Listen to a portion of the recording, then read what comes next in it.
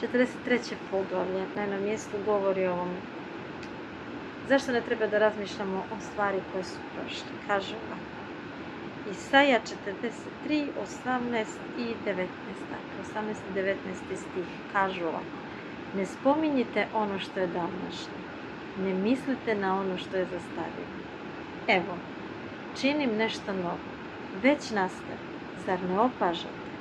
Da. Napravit ću put u pustinji i rijeke u pustoši. Stvarno, zašto je bitno da ne spominjemo stalno nešto što je već bilo, što je već zastarjelo, kaže što je davnašnje.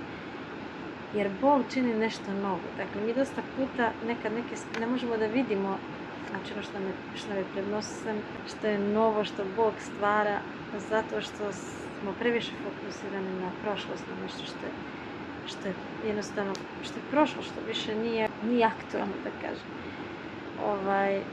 I nekako se previše zadržavamo na nekim stvarima, bilo lošim ili dobrim, i zbog toga ne možemo da vidimo te blagoslove koje Bog ima za nas, koje je pripremio, koje čak nisu ni u budućnosti, no kažu sadašnjost, jer kaže, evo činim nešto novo, već nastaje, zar ne opažate? Ako gledaš unazad, kako ćeš da gledaš unazad i unapred u isto vrijeme? Nema šanse.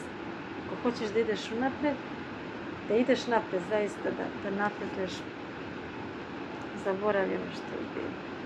To ne znači bukvalno zaboravi, naravno.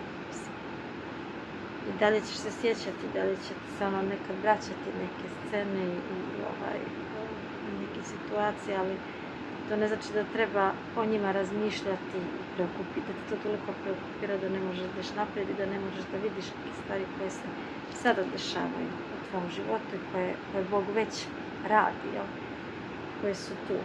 A tek da ne spominjem ono što će biti, što će tek Bog uraditi u našoj životima.